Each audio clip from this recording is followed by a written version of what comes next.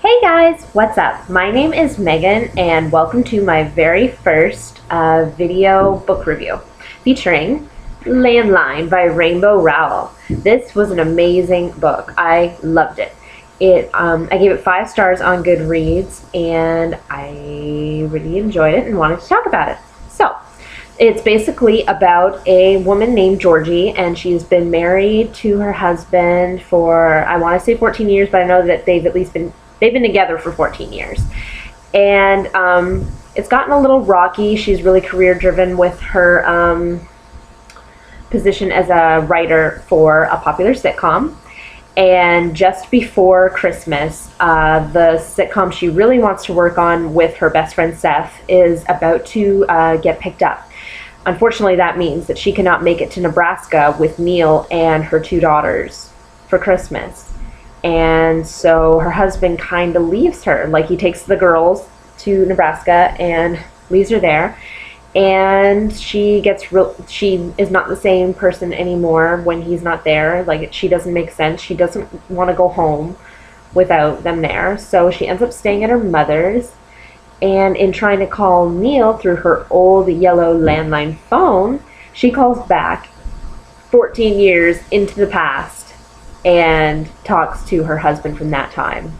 And so the whole story becomes this big question of whether or not she'll take advantage of this to try to change something before, prevent something from happening in the future. And it was a really intriguing plot, and kind of science fiction-y in that aspect, but I still found it in the fiction section of chapters and not sci-fi. But still, I liked that aspect, and it was different than other stuff that I usually read. So that was refreshing. Think about Georgie. I liked her. I could identify with her in that I'm really ambitious, and sometimes I let it get in the way with other stuff that is obviously more important.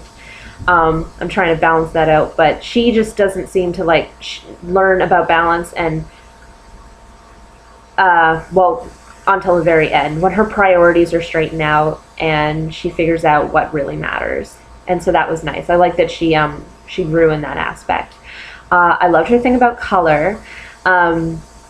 It's so awesome, this little vignette that Rowell comes up with, that she loves the deepest color on a color palette because all the other ones look dull and compared to it. That's just such a cool little nuance about her.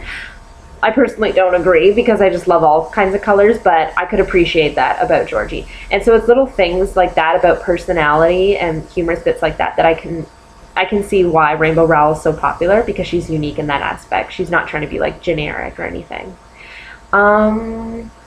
In terms of being able to relate to the story, I'm not married, nor do I have kids, but in terms of being together for a long time and it's starting to take its toll and other priorities coming between you and your relationship, I can kind of understand that.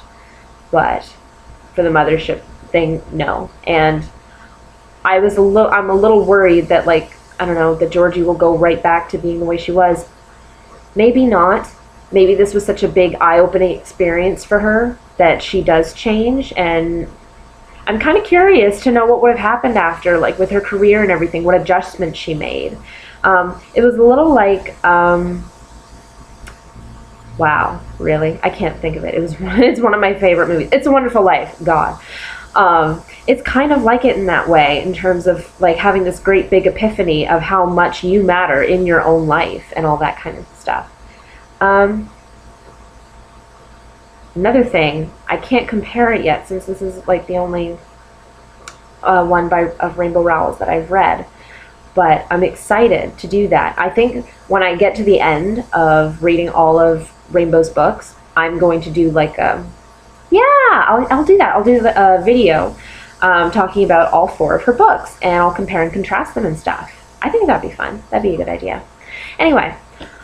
As for other characters, Neil, I did not like him. I really didn't. I don't understand the allure. I mean, other than he's an artist and I'm an artist too, but even then, I don't really care about that. I like a guy who smiles and laughs. I mean, I understand that it's like great when he does smile and laugh, because then it's like you hit like a gold mine, and that makes you like twice as happy as normal to see him smile. But really, the guy was like, I don't know. I was just, something turned me off about him, I found it really cute the way Georgie was so in love with him and gone over him and stuff. But I don't know. I personally wouldn't have gone for him. But I wouldn't have gone for Seth either. He's really a D-bag. He missed his chance with Georgie, and he keeps like acting, I don't know, not really possessive of her, but I don't know. I didn't like him either. I guess Georgie was really the only character I liked. Well, that and the pugs. Her mother's pugs are adorable, which is nice. I liked that Heather turned out to be a lesbian. That was kind of a fun little twist that she just threw in there. And I also thought it was totally humorous over Georgie with telling Neil that she has a cousin named Heather, but a sister named Heather, and he's left all confused. And that was funny. That was pretty good. Christine from Pole and Banana Books reminded me of that, and I'm like, oh yeah, that was good, wasn't it? Anyway, that's all I'm going to say on this for now. I told you I gave it 5 stars. I really mean it, and I cannot wait to read more of Rainbow Rowell's book.